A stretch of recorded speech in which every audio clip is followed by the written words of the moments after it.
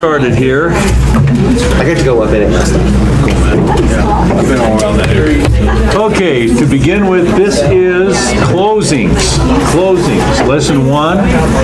And let's talk about generalities before we start, because everybody's moving in here. First of all, to begin with, we have our concealed weapons class this Friday. And it's from 9 to 1, they're about $50, guys. And if you've signed up for it, please pay for it before Friday. We've got to have paid for people. Who's planning on taking that class? Nobody? One? Really? Only one person? The concealed weapons class this Friday from 9 to 1. Is it only open to, like, the students? No, anybody can come. Oh, Anybody can come. Sure. Anyway, I think you had more people in one of the earlier sessions. yeah, you'll just have to come. Because there was a long list on that list. Yeah, there is quite a few people. Okay, let's talk about some other things, guys. First of all, don't you go buying things from PSI or these other deals until you talk to me. I had somebody come up to me the other day and said, yeah, I bought the PSI practice exam. Guys, all those questions are incorporated in our finals. He just wasted his money. Don't buy anything till you talk to me. And what happened is that about 2 years ago, I got upset because of all the side stuff that's going on that you can pay your money for that really isn't going to help you at all. And so I developed this disc, actually Lauren and I did, and this is an incredible disc. It's for the Colorado and the national portion. Thousands of questions that you can use. It'll really bring you up to another level. $25. And if you don't love it, I'll give you back your $25. It only works with PCs, won't work with Macs, unfortunately. But we got a good supply right now. They go quick. So I'm going to announce it to the night class tonight too. So if you want one, it'll really help you out with this course. After yesterday, this might be of interest. Real Estate Math Demystified. So some of you may want to get this book also. We have a pretty good supply out there right now too. Darn good little book for helping with that. Another thing we have, flashcards, $25, and there's just a ton of them in here. How many are 450 flashcards talking about real estate and everything. Really a wonderful, wonderful product. So we got a good supply of those right now too. So they go quick. They're right out there in the front in the cabinet out there, and some other things out there also. So just like I say, don't go and buy anything. Don't spend your money till you talk to me, okay? So at the end of the course, you're going to be taking our 4 finals. After those 4 finals, you're ready for that state exam. But I tell you what, there's another test after our 4 finals that I encourage you to take also. It's an incredible exercise in both the Colorado and the national. And what it is through a company called Hondros, and we're in conjunction with them getting this developed and putting it together. It's for the national and the Colorado.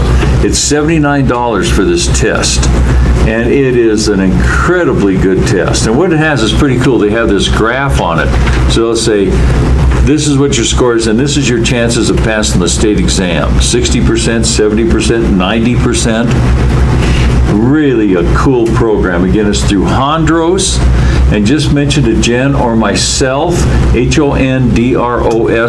It's the computerized final. It's on computer just like the state exam is, and it's a good exercise on how to take the state exam also. So that's available to you. So we have many different ways to get you to another level. Is that just one test then for you? Or $79 for one test? It's for the national and the Colorado. Can you take it as many times as you want though? Yeah, you can take many times you want to, you bet. Yeah, and you do take it. Because first time you take it, maybe you're at 40 or 50, so you take it again and get up to 60 and 70.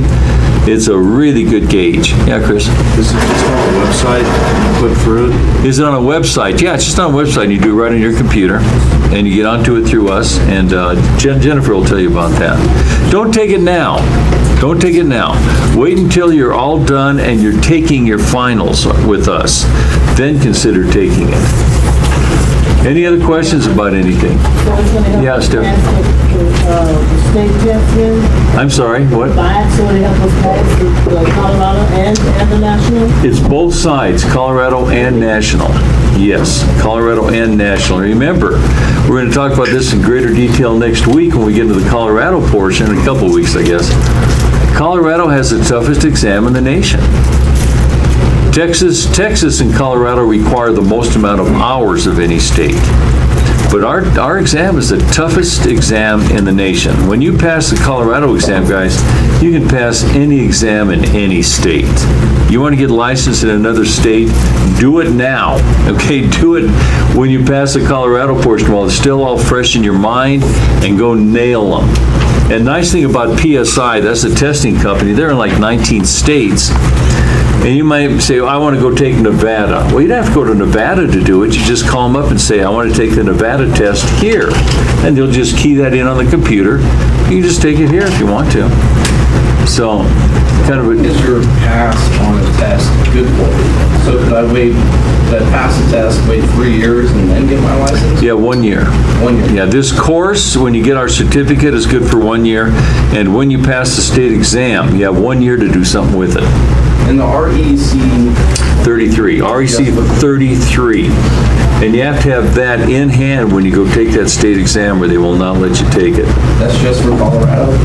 No, that's for both sides. To take the state exam, you have to have this REC 33. Well, that's from us. We give that to you saying, yes, you took the 168 hours that are required to take that state exam. I guess what I'm asking is, do other states require that?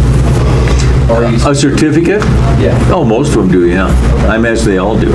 So if you do the class here, You said, like, if I wanted to become, a real estate broker for like Oklahoma or something like that, so that means I have to take the test for Oklahoma? Yes. So what is this national? Yes. No, there's two parts to the state exam. There's the Colorado portion, then the general portion, which is the national portion. Oh, And you have to pass both of those to get your license here in Colorado. right. And then so if I go to just take the test for Oklahoma, just call them up and then. Call up the testing company and tell them you want Oklahoma. I don't know if they're approved in Oklahoma or not. But we'll talk about that when we get to the Colorado portion, guys. We'll spend a lot of time on that, so you don't get any confusion. you have to do any more education if you want to take a test in another state? It all depends. Every state's different, but usually not.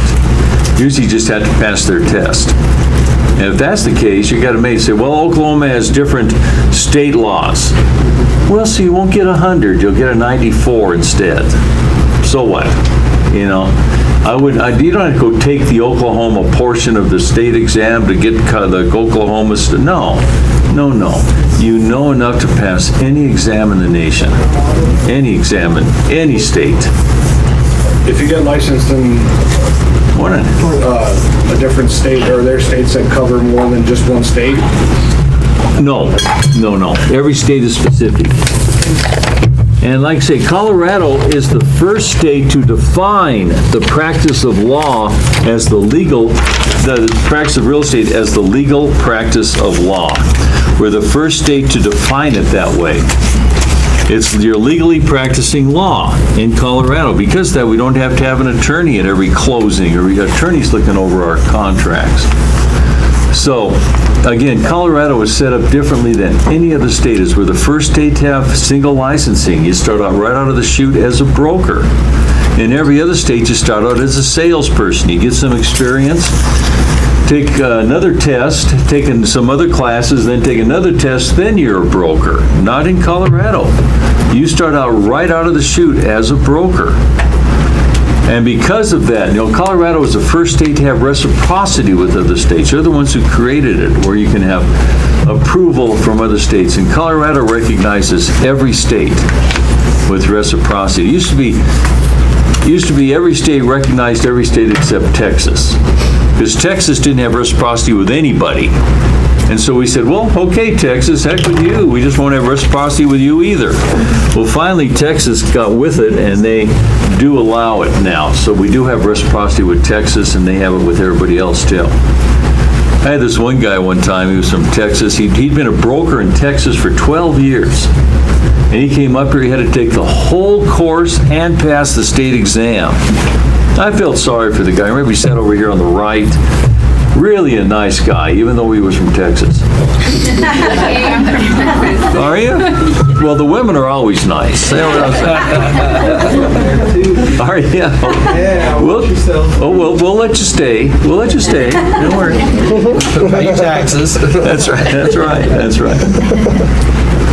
Anyway, guys, yeah, if you have any questions about that, come see me, and we'll study that and then get the Colorado portion. It's right in the real estate manual, very well explained. Okay, gang, let's do this. Let's talk about closings. That's what we're going to be doing for the next 6 sessions, our closings. Closing is our dessert. Our entire business revolves around the closing. And oddly enough, only, again, Texas and Colorado are the only 2 states that have closings as a requirement for pre-licensing. That's insane. Every state should have a closings class. Closings are our dessert. That's our goal. A closing will make your week. Closings are fun. Nobody goes to a closing to kill the deal. That happens before the closing. Everybody goes to the closing with one purpose, and that's to close this deal.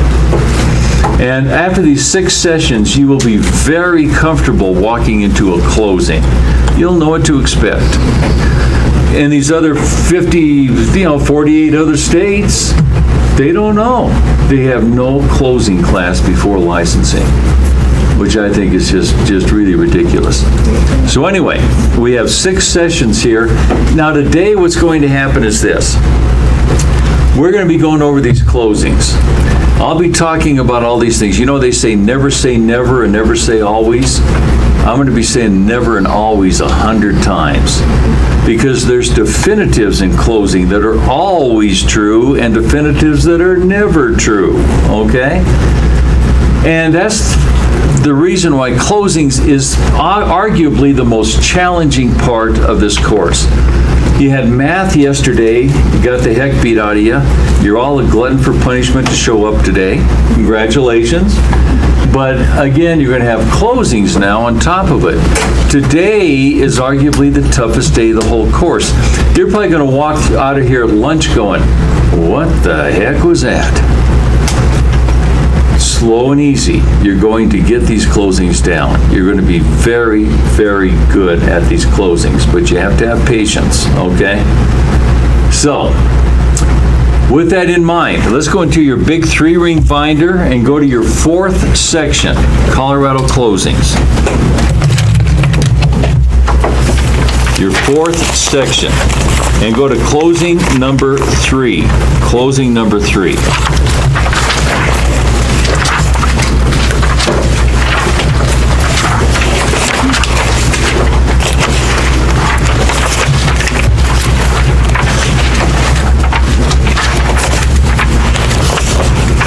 Everybody find it?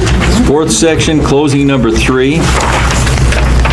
And flip to the next page, and on the next page you have a blank closing statement. Pull out that blank closing statement. It looks like this. Okay, pull that out, and that's what you're going to be filling out. You're talking about test prep closing number 3? Yeah, test prep closing number 3.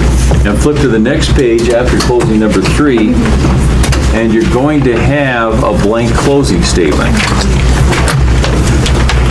That's not closing number 3, Craig. Number 3 is right after 2. Right here, right? Test prep closing number 3? Yeah, keep going back, keep going. There we go. Do one more, pull that, okay. No, that's okay. Now go to the next page, pull that out. Pull this out, guys, pull this out, okay? And we're gonna go over this closing number 3. Who's lost? I can help you real easy. Or the guy next to you or lady next to you.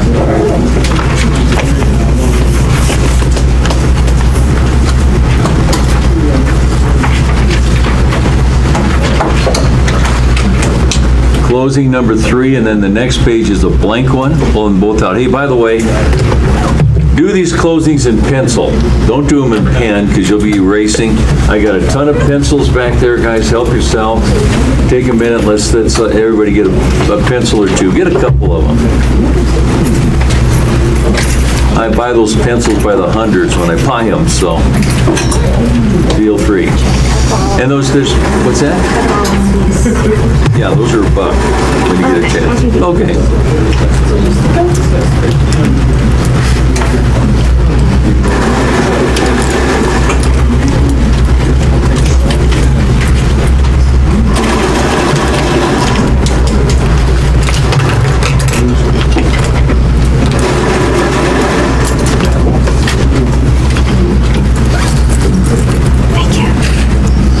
Thank you.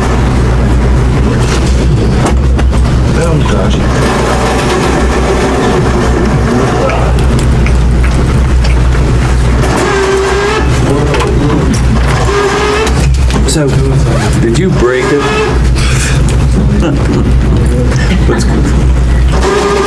What the heck? Is it finally wearing out? Wasn't me. Is it filled up? No, it's Really? Huh. Well, that does get used, but I need another one, so. have you ever been to the Daniel Fisher's Tower?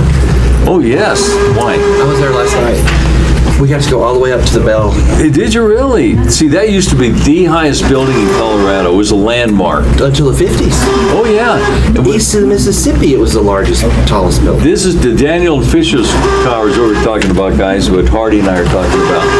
It's downtown, and that used to be, like I say, when you looked over, you looked downtown, that's the first building you saw, was the Daniel Fisher Building.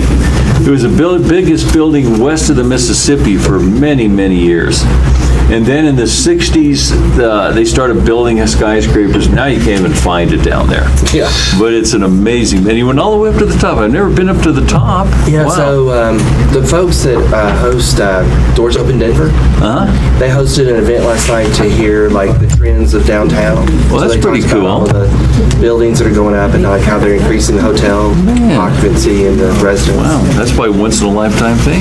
Good going. And so the building administration person that's been a part of all of the renovations of it, Yeah. he was there. That's the only reason we got to go. Cool. Even if you rent that top part behind the clock, you don't get to go to the top.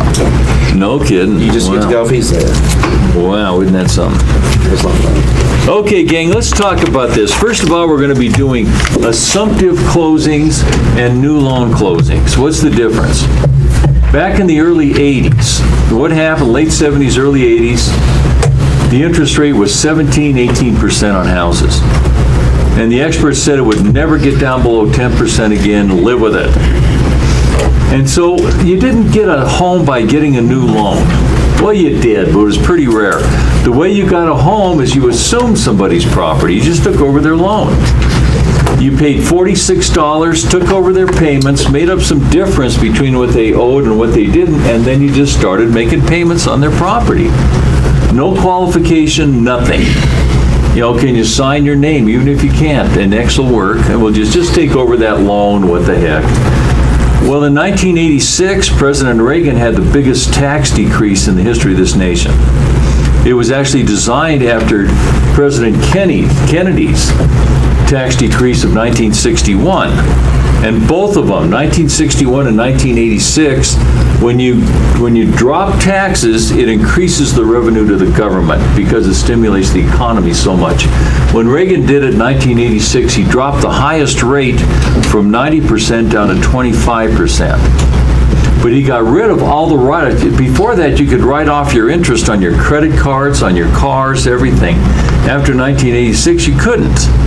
You couldn't. We still have our tax deduction on our primary residence for taxes and the interest that we pay. But what happened is that in 1986, our economy took off like a rocket. The revenue to the government just was tremendous. See, whenever you drop taxes, you increase the government revenue. You don't decrease it. We're going to talk about this when we get to financing. All money ends up in the government's hands. When you increase taxes, you just slow down the process. When you decrease taxes, you speed up the process. We'll talk about that in financing. And people just don't realize that. Bring that to another level. We'll talk about this also. Corporations don't pay taxes. Corporations, that's part of their expenses are taxes. You pass your expenses along to your clients. You have to, you can't stay in business. Corporations don't pay taxes. We pay the taxes on the corporate profits and their taxes. We're the ones who pay them. So when you hear these, like Trump wants to drop the tax rate on corporations from 35 to 15. And they're going, oh yeah, you betcha, gonna help these greedy corporations. How dare they make a profit? What are you doing? He just gave a tax decrease, not to the corporations, guys, but to us. Corporations don't pay taxes. And we'll be talking about that in great detail. Possibly the most interesting day of the course is when we get into financing. So, finally, in 1990, they passed a law saying that from now on, if you want to assume a loan, you have to qualify. And because of that, there really hasn't been any assumption since 1990. Why would I want to assume your 7% FHA loan when I can get one for 4%? And I have to qualify for both of them anyway. We're going to start talking about qualifying for it, making sure I can afford it. And so in 1990, all these assumptions stopped. And then the new loans started to happen. Then finally the interest rate went below 10%, and again, our economy took off like crazy. We're still feeding off of the prosperity of that tax break in 1986. And so, we are going to have assumptive closings, even though there hasn't been any done since 1990. And the reason we're going to start with assumption closings is because every debit has a definitive credit, every credit has a debit. What is that? I get a check from my boss.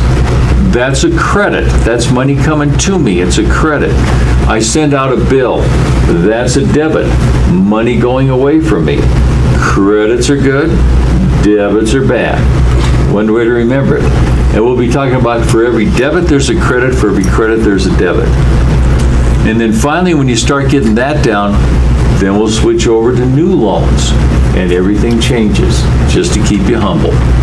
Okay, so we'll be doing many different types of closings.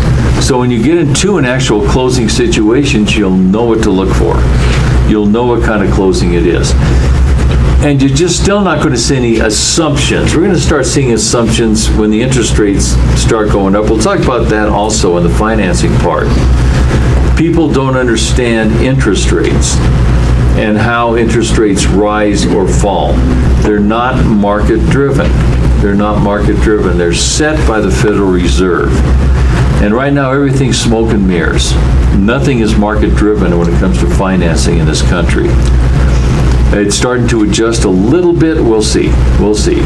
I'm getting a little ahead of myself when we get to financing. Kind of wet your whistle a little bit. When we get to financing, we go all the way back to 1906 and all the way up to the future, to the present, and then we forecast the future besides. So that's something to look forward to. So let's look at this. Closing number 3. Your top part up there, let's skip those first 3 paragraphs. Go to that 4th paragraph below that kind of dotted line where it says on March 20th, everybody there? On March 20th, non-resident sellers listed their vacant rental property for $167,000. On May 21st, they accepted an offer for $164,500 with a $5,000 earnest money deposit payable to the real estate company, and the property is scheduled to close on July 9th. So we're closing on July 9th. On the upper corner of your closing statement, you have date of proration. You see that up there? Put down 7/9. Don't put down July 9th. Put down 7/9. Now in your book, you also have the filled out one of these. Don't even look at these. They're just going to mess you up. Keep it there, but don't mess with it, okay? Just leave it there. Don't even look at it. Seriously. Way up on top there, everybody see that up there, the date of proration? Now put down 7/9. That's the date we're closing this baby.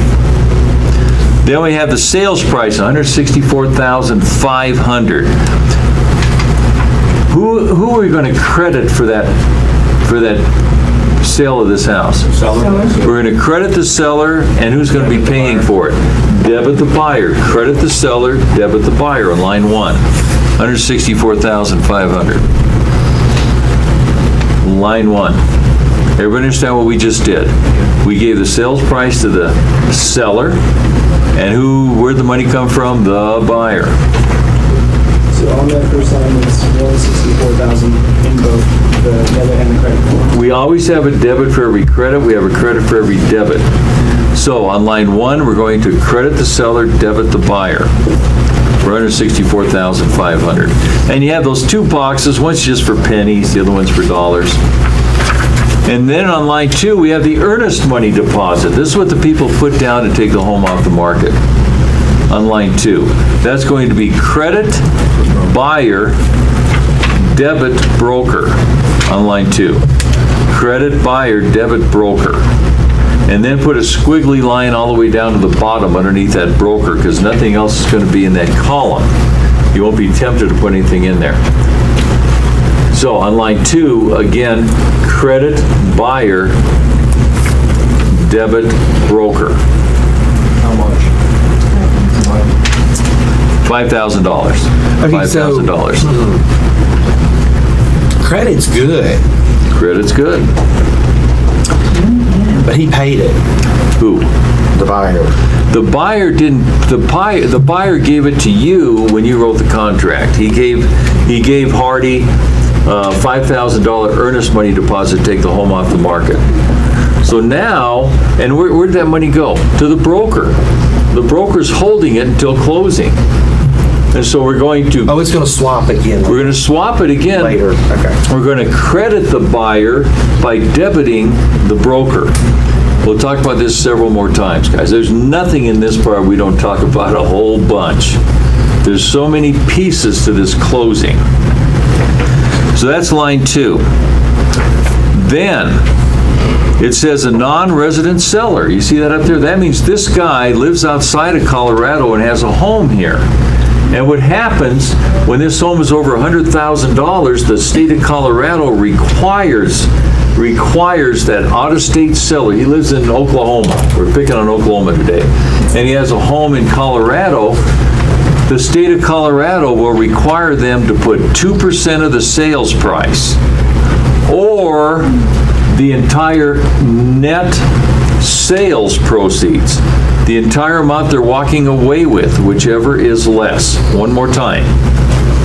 The guy lives out of state and he has a home in Colorado that he's closing.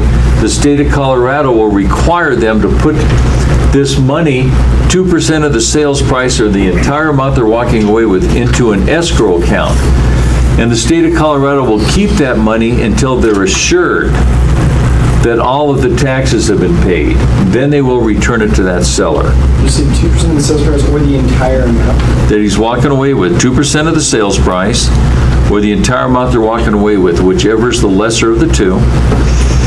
And they're going to keep it until they're assured all the taxes are paid. They might keep it for a year, 2 years, 3 years.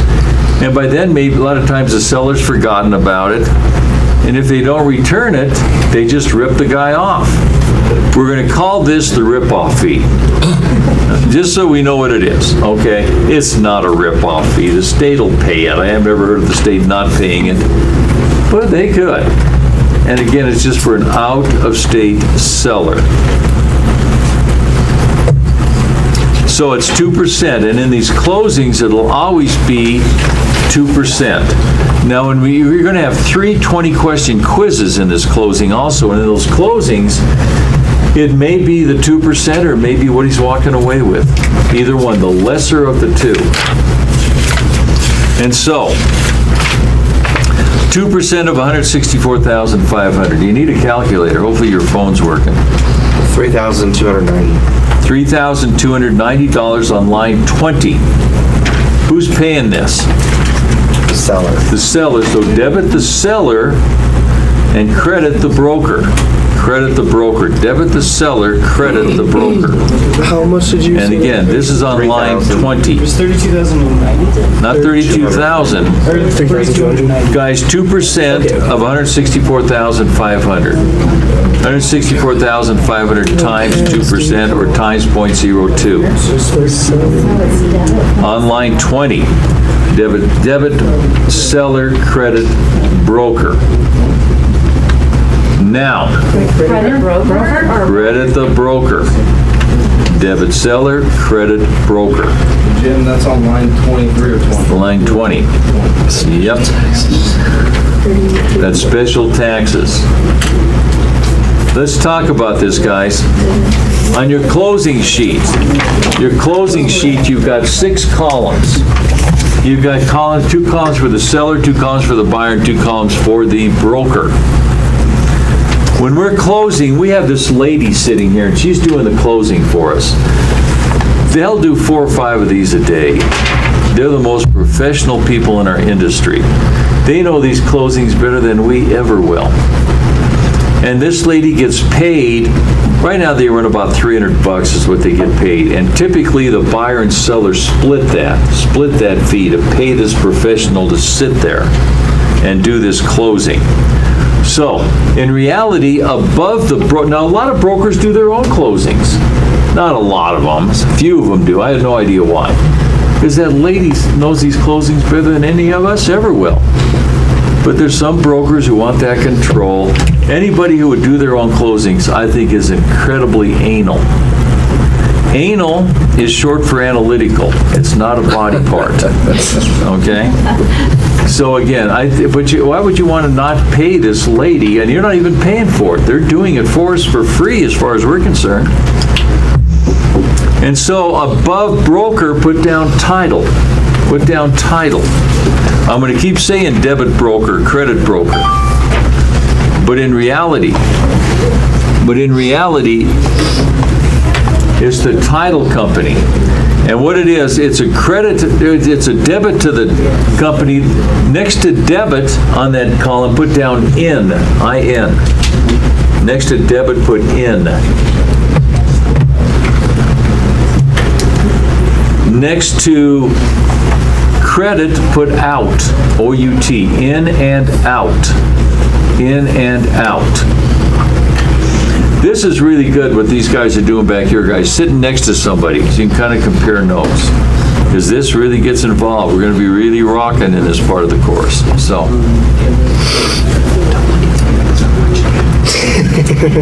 Now, what am I talking about? In and out. On that credit column on the far right-hand side, those are all of the payments that are going to be made for this closing. That closing lady, when she sits down, has a stack of envelopes this big.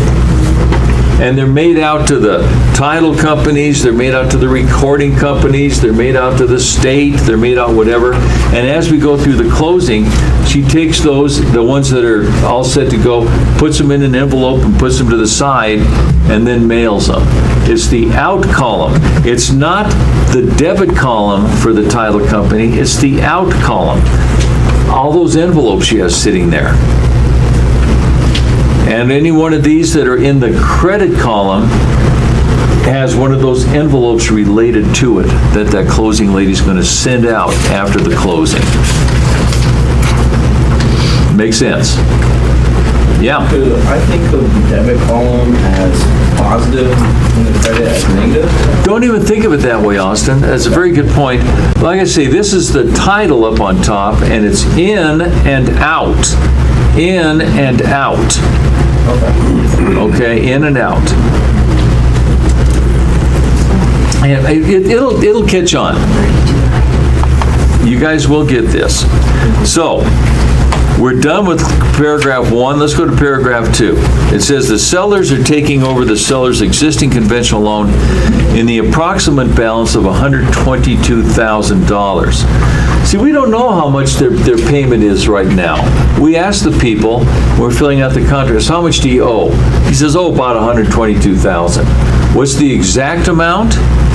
Look down, if you will, about the 5th column from the very bottom on the far right-hand side. You see that $121,753.43? That goes on line 3. This is how much is still owed on this property. Who do we debit for this? Who pays this? On line 3, we're going to debit the seller and credit the buyer.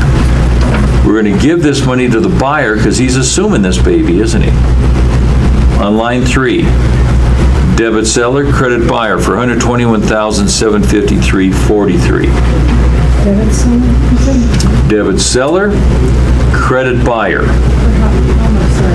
Again, look at the fifth line from the bottom on the right-hand side, $121,753.43.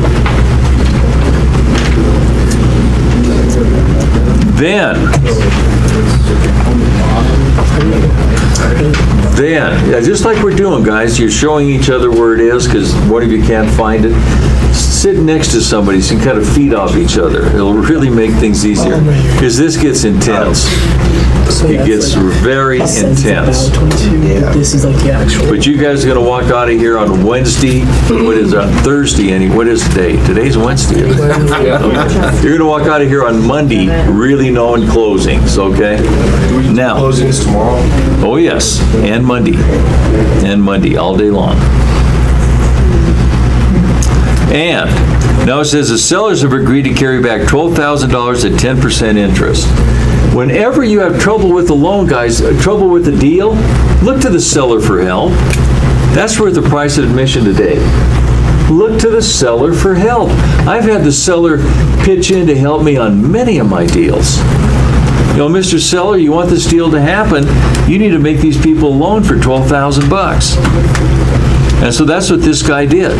He loaned these people $12,000. And what we're going to do with that $12,000 on line 4, we're going to debit the seller and credit the buyer for $12,000.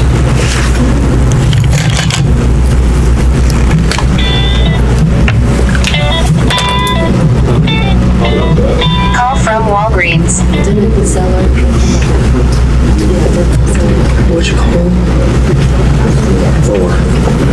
So what is the purpose of this seller? Is that they're assuming $12,000 of their. The seller is giving the buyer $12,000 to make this deal work. So he's loaning them this money at 10% interest. It's hard to see.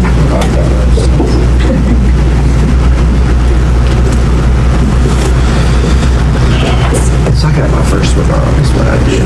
Which one's this one?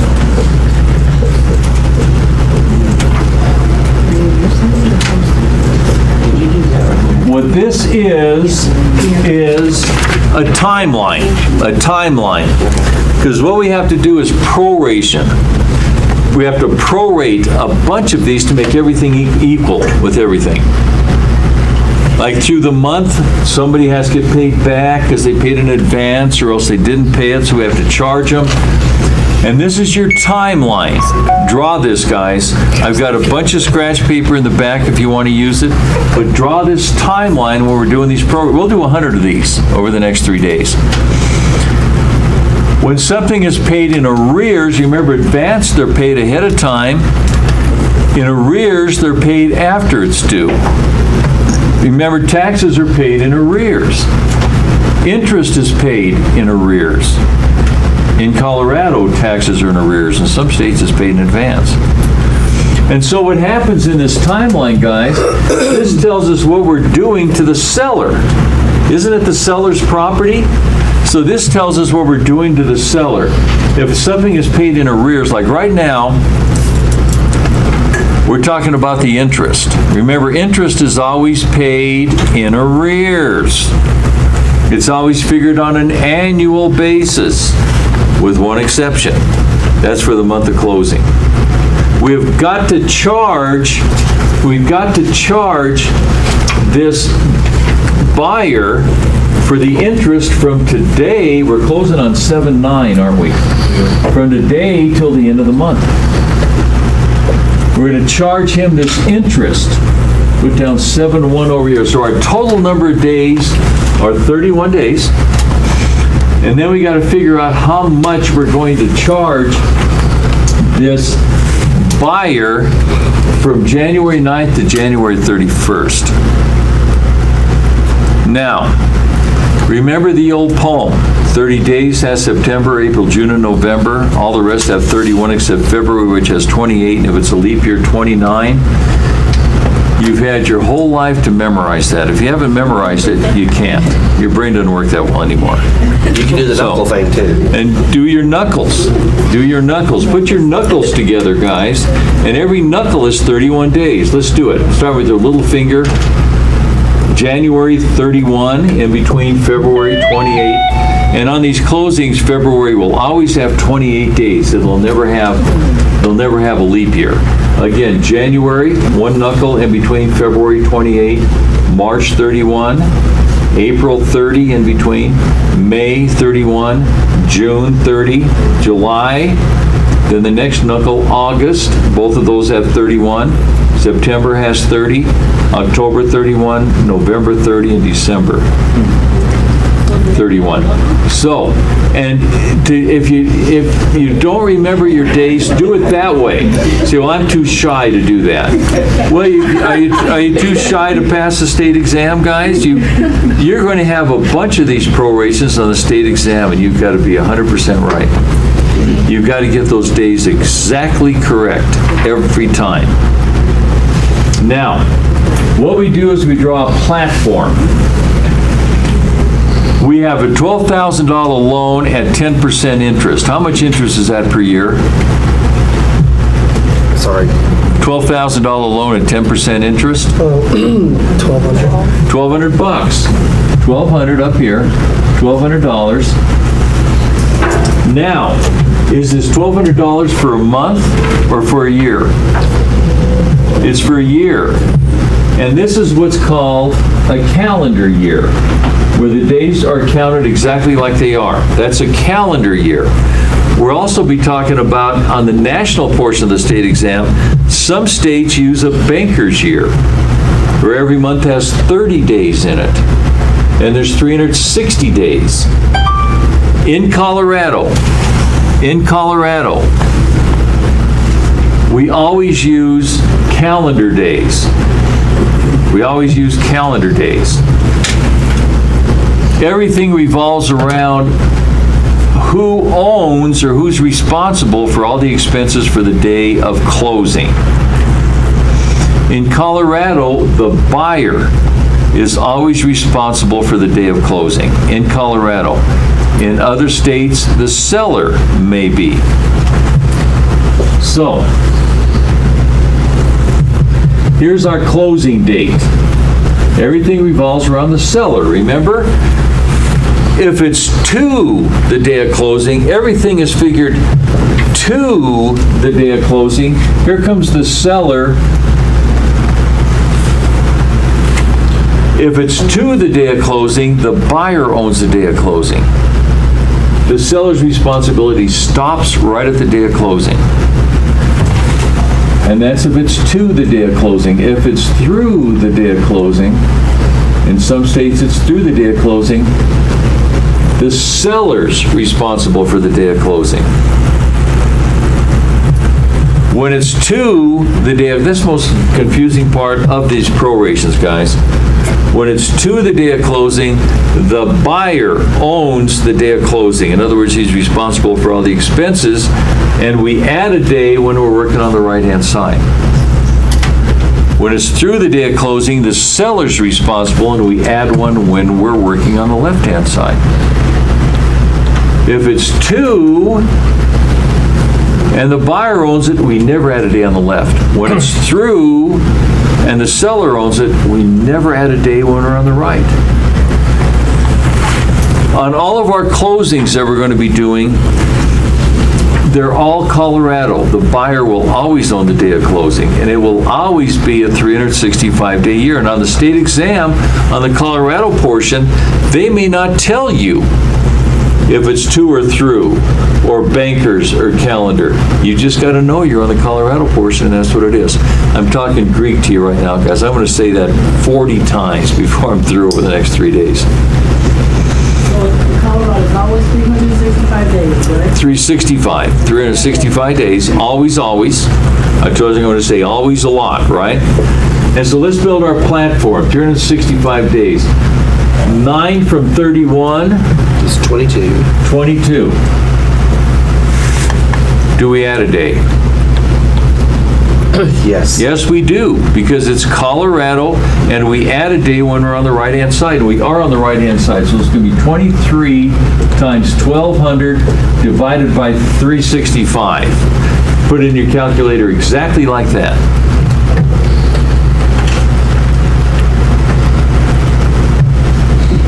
And what's that come to? 7562. 75.62. Everybody happy with that? Don't trust anybody, get your own. $75.62. This is the interest on the new loan. We're going to put that on line 29. Line 29. And what are we going to do with that? What are we going to do with that on that line? We're going to, before we even started, we knew we were going to credit who? The seller. Seller, because this timeline tells you doing the seller. Credit the seller and then conversely debit the buyer. Credit the seller, debit the buyer on line 29 for $75.62. Line 29. And just so I can repeat it, we're adding a day because it's through, and then if it was two. No, let's back up, Chris. Because it's 2, we're adding a day on the right-hand side. Because the buyer owns the day of closing. Guys, it gets worse, okay? Let's get through this part, okay? Now it says the buyers are to provide a title insurance policy to the seller for $65 on line 7. On line 7. $65 debit buyer, credit broker. So again, so line 7. Line 7, we're going to debit buyer, credit broker. And this is for the title insurance policy. This is for the mortgage ease policy, for the lender's policy. $65, debit buyer, credit broker. The credit report fee is $90 on line 30. $90 on line 30. Is that for? The credit report, debit buyer, credit broker on line 30 for $90.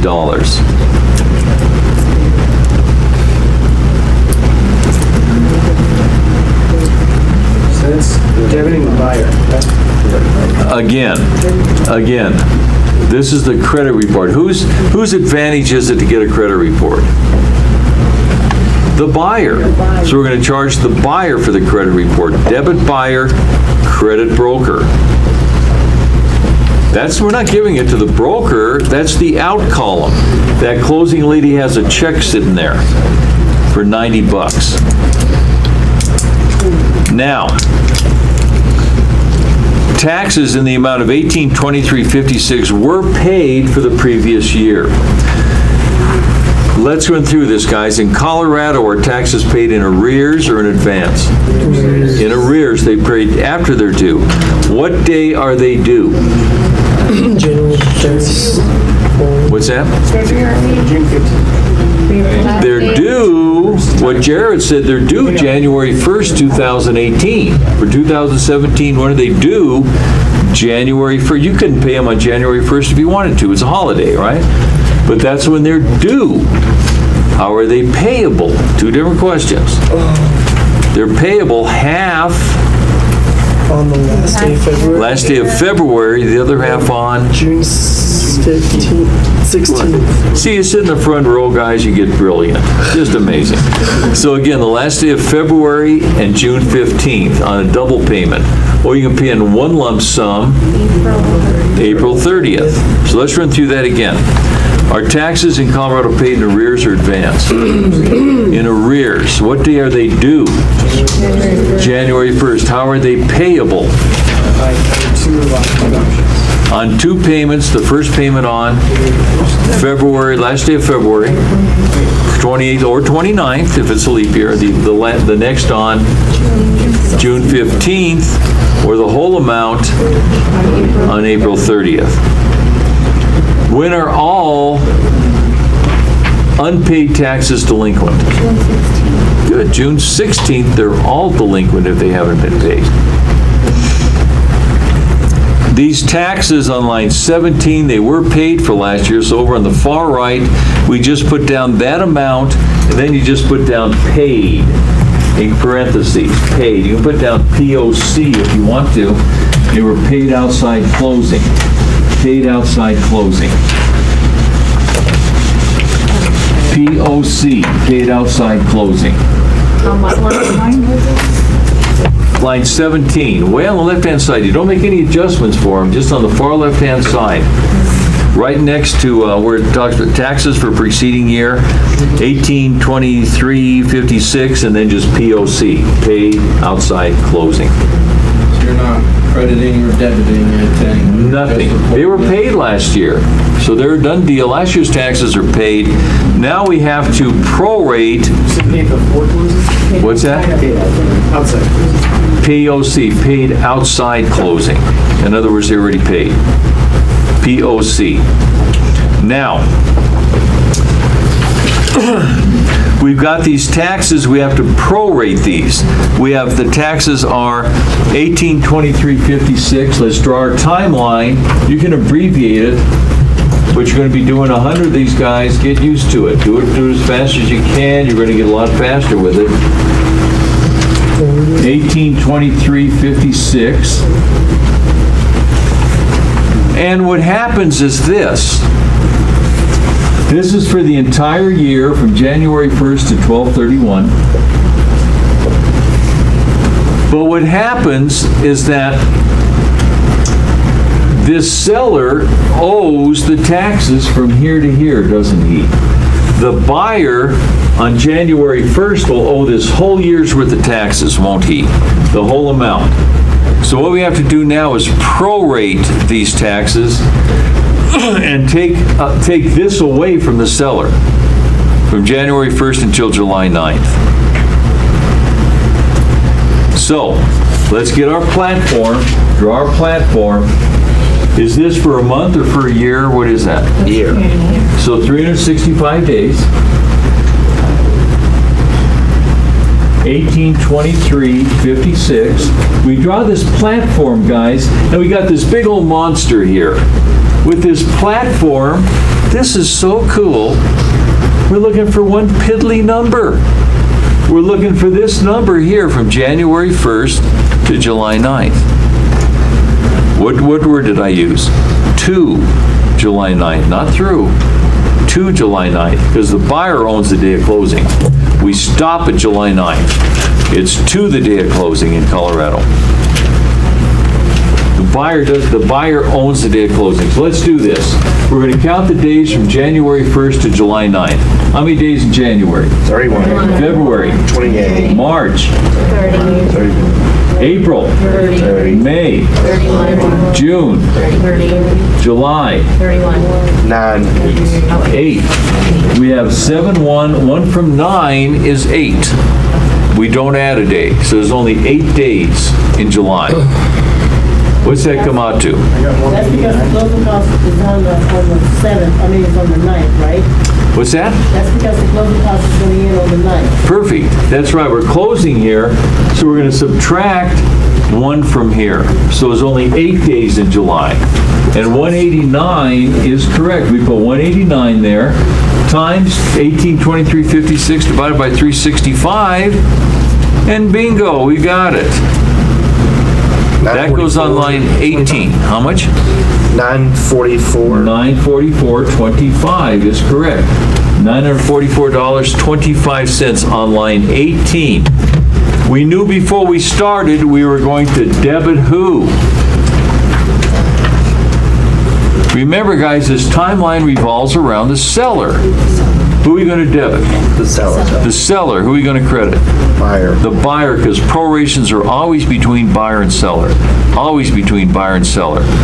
Debit the seller, credit the buyer. We knew that before we even started, because taxes are paid in arrears. That's how we knew we were on that side. When you get this timeline down, guys, it turns these prorations into no-brainers. And so, on line 18, we're going to debit the seller and credit the buyer for $944.25. Then, The sellers have agreed to pay a 6.5% real estate commission. 6.5% of $164,500.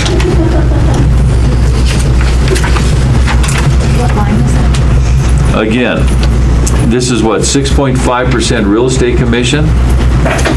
It's 10,692. 10,600, that was on line 37. We're doing closing number 3. Do you need a blank one? Have you taken? Yes, I need a blank one. Because you've taken this before. Good, take some blank ones. Anybody else taking this for the second time? Go ahead and take a few of those. Okay, thank you. 10,692. And again, on line 37, $10,692.50. We're going to debit the seller and credit the broker. Debit the seller and credit the broker. That's it with? Thanks. It's good. Well, you have to figure that out yourself. I'm not going to figure out your commissions. You got to know how to do those, guys. Okay, so yeah, broker's fee is the commission. And again, it's going to be, 6.5% of $164,500. On line 37, we're going to debit the seller for $10,692.50 and credit the broker for $10,692.50. If we give you a split, you'll figure it out for us, won't you? The split? If we give you a split, you'll figure out our broker fee. Well, I'll tell you what, every closing you go to, you will always know what you're making. I guarantee you, you'll always know what your commission is. Everybody follow that? And if the commission isn't important to any of you, see me after class, I've got a job for you, okay? And then it says the buyers have agreed to provide a life insurance policy to the seller. Let's put that on line 22. 22. Scratch out that hazard insurance. We're not going to use that. So scratch that out and just put down life insurance. Life insurance. $90. Debit buyer, credit broker. $90 for life insurance on line 22.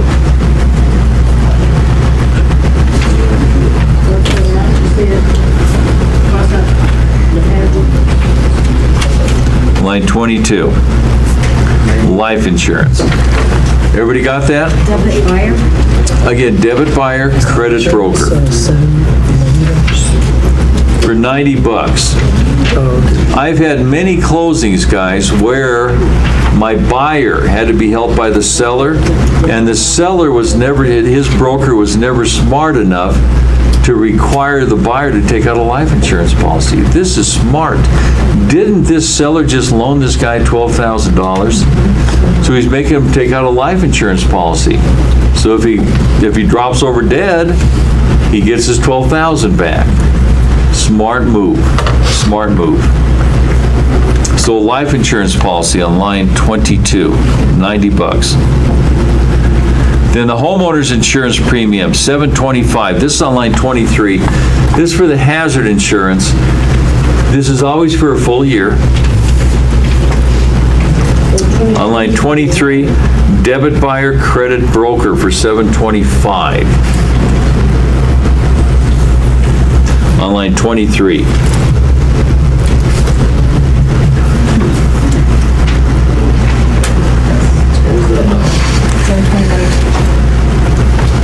$725 for the hazard insurance. That's in case the place burns down. Then we have our recording fees. Recording the warranty deed on line 11. Debit buyer, $6. Credit broker, $6 on line 11. Debit buyer, credit broker, $6. Morning. Sorry. Well, don't apologize. Just jump in. Where is the $6 on our, The $6, right down there. Pay the following costs at closing. Recording the warranty deed. See that on line 11, debit buyer, credit broker, $6.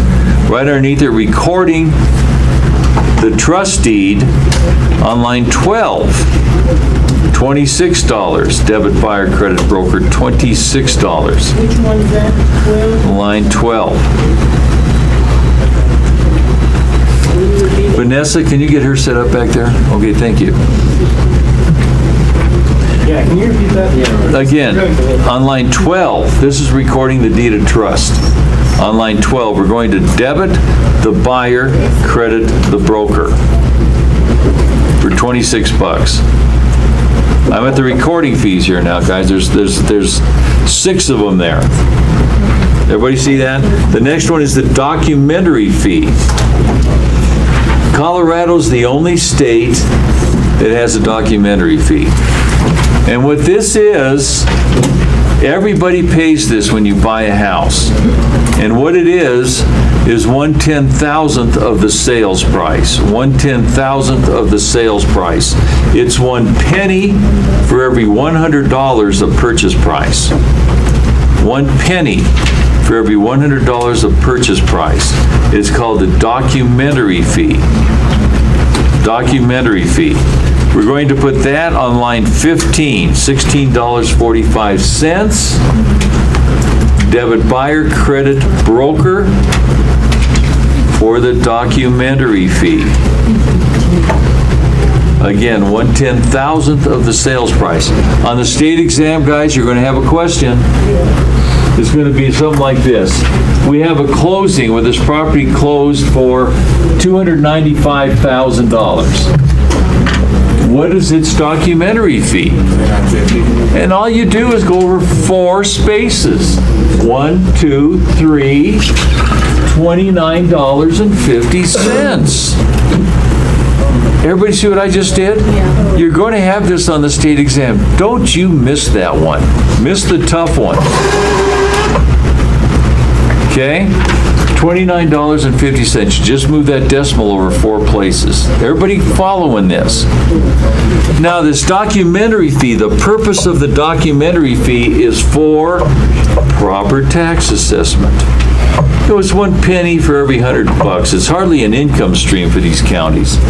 It's just to make sure they know what the real property sales price was. And so, the documentary fee is $16.45 on line 15. The form that's used to present the documentary fee to the county is called a TD 1000. TD 1000, like touchdown or transaction document. TD 1000.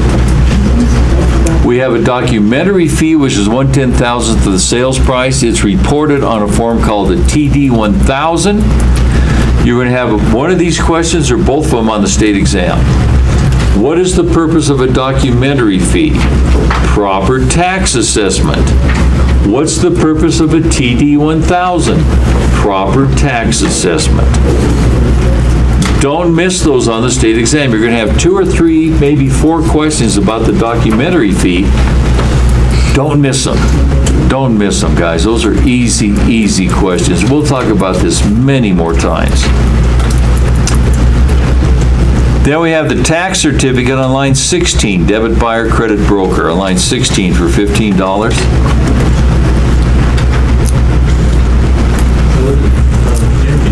Again, line 16. What's the purpose of the documentary fee? Proper tax assessment. What's the form that's used? TD 1000. What's the purpose of the TD 1000? Proper tax assessment. Big smile when you see those on the state exam, guys. You're going to nail them, okay? Don't be intimidated by that documentary fee, and we'll talk about this many more times. Is there other people on there doing the test when you're doing the test? Oh yeah, there's about 5, 6 other people. Did you hear that question, guys? Are there other people taking the test when you are? Yes, there are. Yeah, Austin? You're looking like a retard, smiling all day, doing the test. Oh, nobody's watching you. You're in your own little cubicle. Yeah. What'd you have, Austin? Question? Chuck, is that tax question, the TD1000 question on those 4 tests we have? You better believe it. Okay. Yep. You'll have it several times before then, too. Yeah, Shannon? So there are closing questions on both the national and the state side, and you have to know these different. You better believe it. And you're going to have prorations on both sides, too. You don't believe this now, but these prorations, you want as many of them as you can get, because you're going to nail every one of them. They're your friends. You want to get as many. I think when I took the test on Friday, I had 8. Last year, I had 17. I want as many as I can get, and you will too. Yeah, Chris? Do a brief example on Of what? Proration. Okay. That's what these are, okay? And you will be an expert at these before Are you're we through. filling out a grid on the state test? No, you're not filling out a closing statement.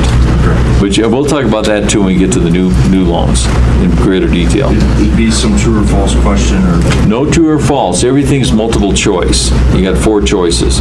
And every question, guys, the real tough ones, a lot of them you're just going to nail. Some of them you're going to break it down where you know 2 of them are wrong. And it's between this one and this one. Well, now you got a 50-50 chance if you have to guess. So. Then we have a seller's attorney's fees and the buyer's attorney's fees. Let's put this on line 8 and line 9. Scratch out that stuff about an abstract on line 8 and put down the seller's attorney's fees. We're going to debit seller $325 and credit broker $325.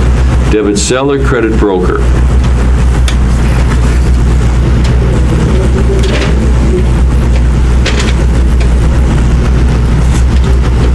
Then we have the buyer's attorney's fees on line 9. Scratch out that abstract stuff. And we're going to debit the buyer credit broker for $250.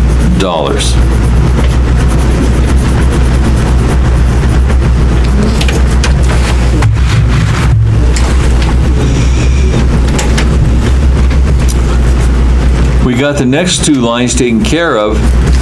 Now, everybody caught up here?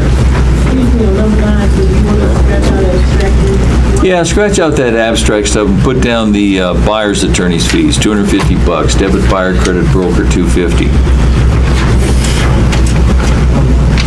Then we have the tax reserve balance. What happened? See, remember when this seller bought this house, what happened is the lender forced him or her to put 3 months worth of escrow into an escrow account for taxes. And then every month they make their payments. What are those 4 initials? PITI, principal, interest, taxes, 1/12 of your taxes every month and 1/12 of your insurance. So he's been paying this. And this is how much the seller still has in this reserve account. This belongs to the seller. So on line 19, we're going to credit seller and then debit the buyer. We're going to reimburse that account by debiting the buyer on line 19. The tax reserve, credit seller, debit buyer for $759.80.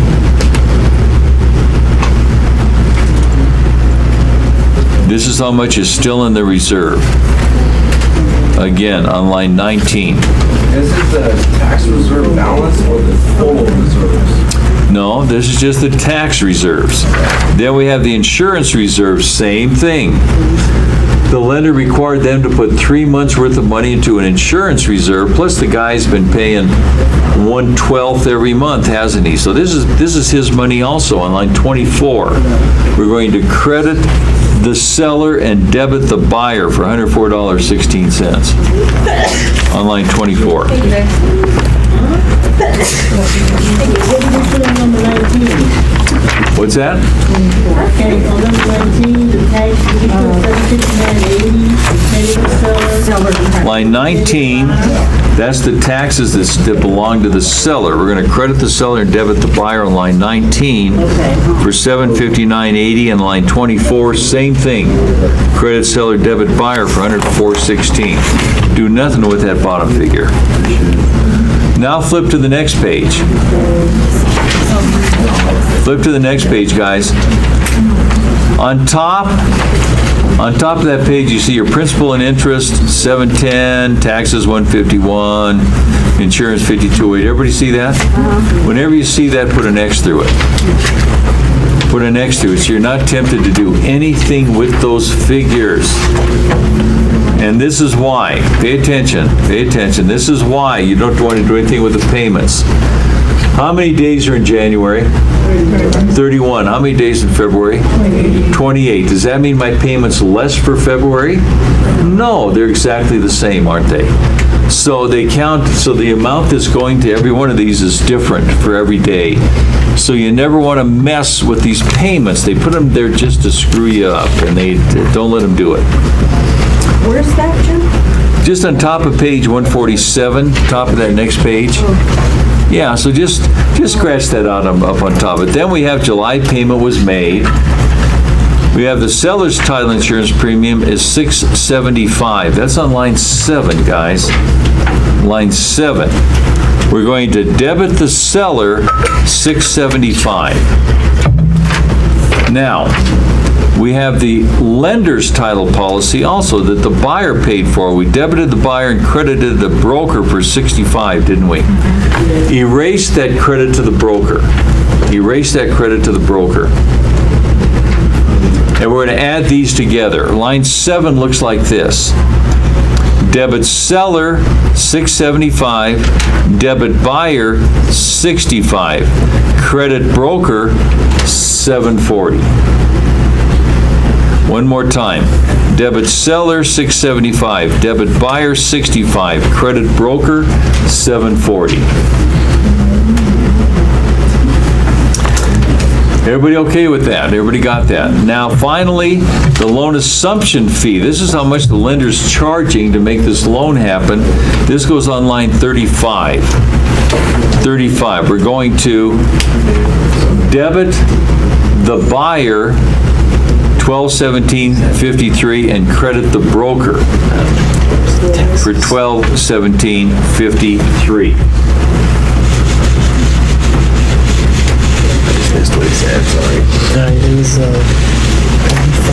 Now, there's one other thing we have to do. On an assumptive closing, the only interest that's paid is the interest that the seller pays for the days he's in the house. We'll talk about this many more times, and this is how we do this. We take the loan amount, the amount that he's paying off, and how much what the buyer's assuming, $121,753.43. That's how much is what's going on. If you look at that, right above the tax reserves on the previous page, it says that this is being paid at 6.75% interest. So what we have to do is take this amount, this loan amount, times 6.75%, times 6.75%. What's that come to?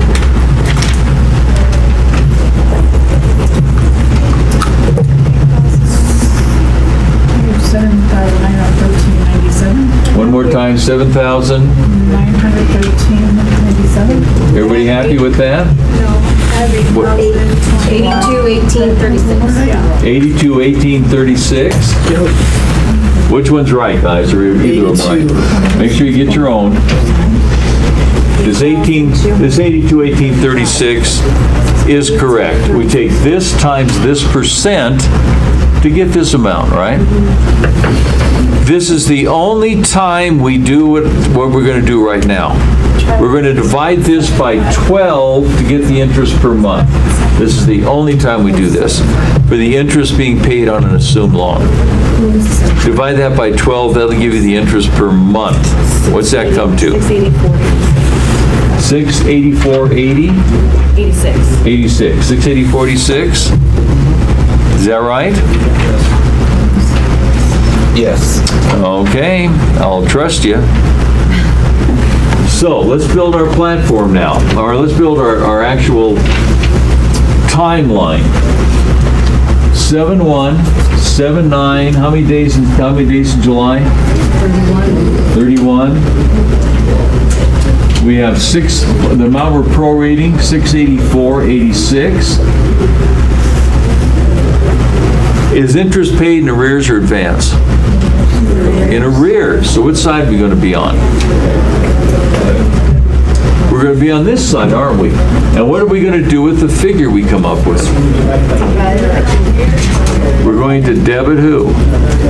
The seller. We know we're on this side because it's in arrears, and we're going to debit the seller. So that's the days we're working with. The total number of days is going to be 31, because this is just the interest for a month, isn't it?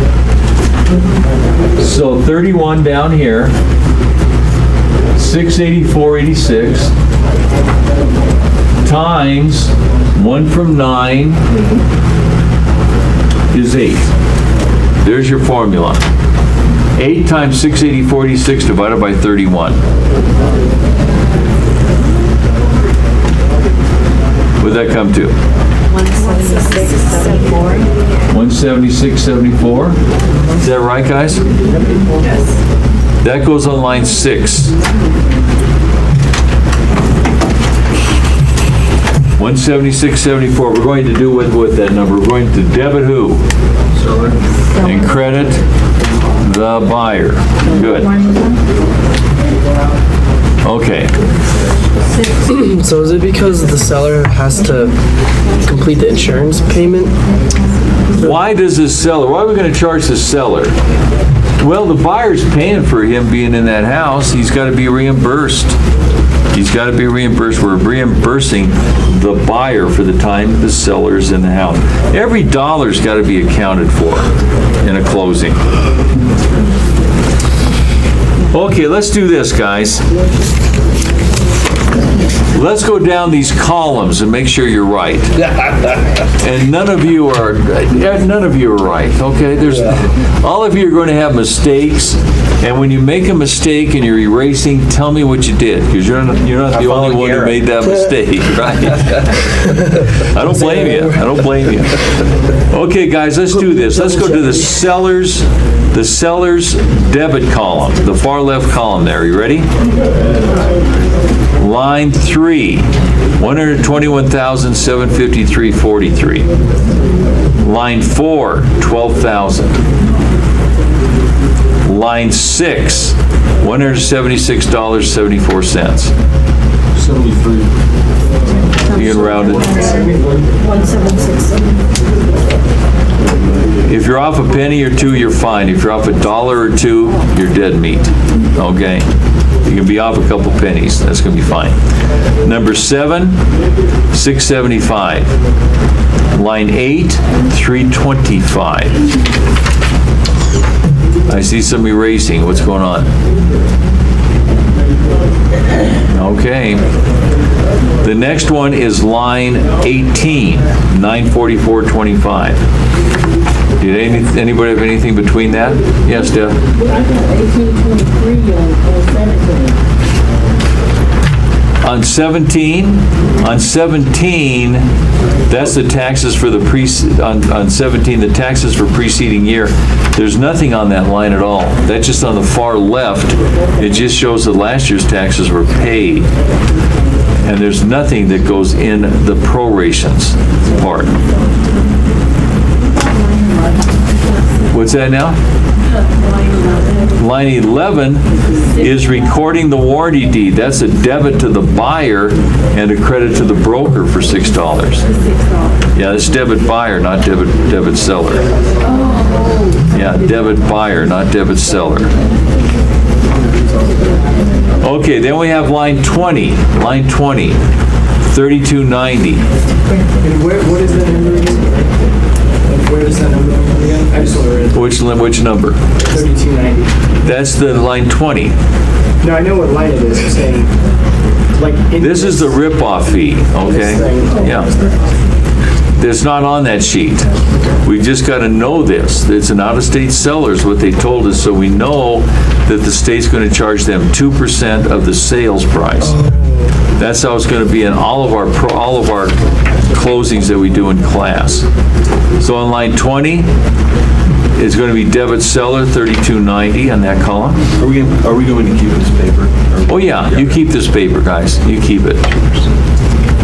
And then on line 37, $10,692.50. There's nothing between line 20 and line 37. Did anybody have anything? Between line 20 and 37. Between line 20 and 37, there's nothing. Does anybody? 24. Line 24 is the hazard insurance reserve.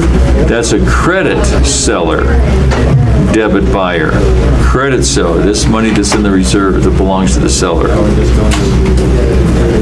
just going by each one. Yeah. And how about, now let's go to the seller's credit column.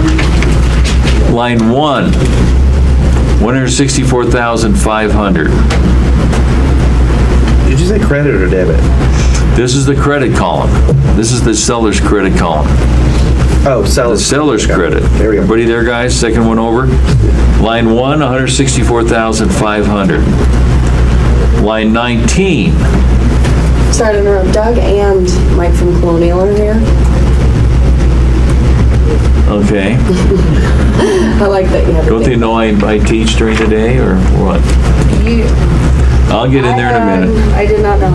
Okay, anyway, that's okay. Tax reserves on line 19, $759.80. Again, that's credit, these are credits to the seller. Line 24, $104.16. Where does that special tax go? That special tax goes on line 20. I mean. Oh, it goes to the state. It goes to the state, and the state puts it into an escrow account until they're satisfied all the taxes have been paid on that property. Then they return it Back to the seller. back to the seller. Yes. really? Yeah. Oh, okay, that's cool. You're surprised. Yeah. Nice. Okay, where are we at here? Let's keep going, guys. Line 19, $759.80. Line 24, $104.16. Sorry, Jim, can you slow down just a little? Line 24, $104.16. Somebody has something different. And then we have line 29, credit seller, $75.62. So it's at 4 things in that thing. Now we have the buyer's debit column. This is one of the biggest ones. Let's look at this one. What was 29 to? Line 29 on that last one is $75.62. That's a credit. That's again, I'm sorry, that's a credit to the seller for that amount. Then we have the buyer's debit column. Line 1, $164,500. Line 7, $65. Line 9, $250. What about line 6? Did we already do that one? And line 6 is a what? That's a credit to the buyer, not a debit to the buyer. That's the interest on the loan being assumed. I just wrote it the wrong one. Thank you. Yeah, you bet, you bet. And you're not the only one who had that, Chris. Who else had that? Wait, what are we on? See, look at all these pins. What's that? Again, let's start at the top again. The buyer's debit column, line 1, $164,500. Line 7, $65.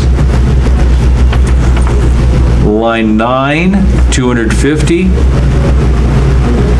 Line 11, $6. Line 12, $26. Line 15, $16.45.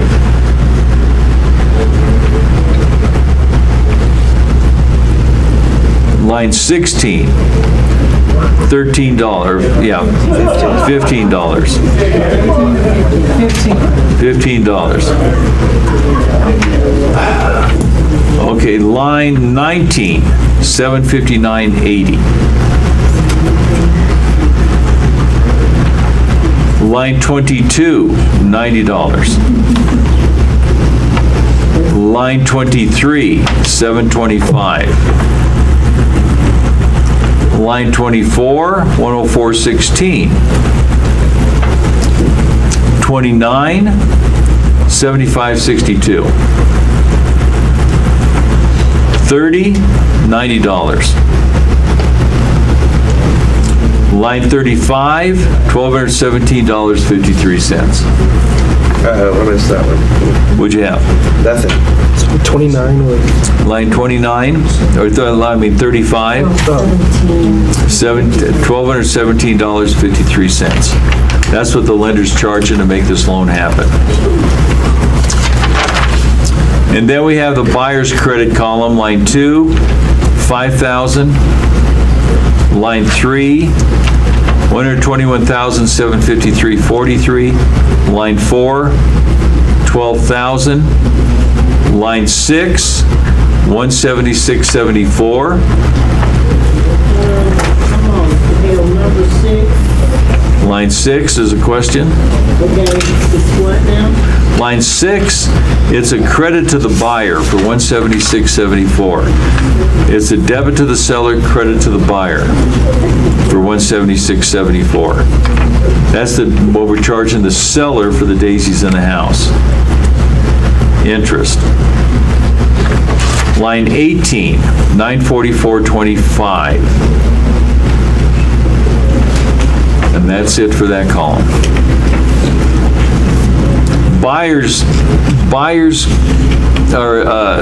Seller's debit column. I'm sorry. The broker's debit column, line 2, $5,000. And that's it. That's all that's in that column. Oh, what about the broker's fee? The broker's fee is a debit seller credit broker, not debit broker, credit broker. That's going out. Yeah, I got with you. The title company has a check sitting there for that amount. And if those are right, guys, your last column's going to automatically be right. So, let's take a good 10-minute break. You earned it. Let your brains calm down a little bit, and then we'll get going again.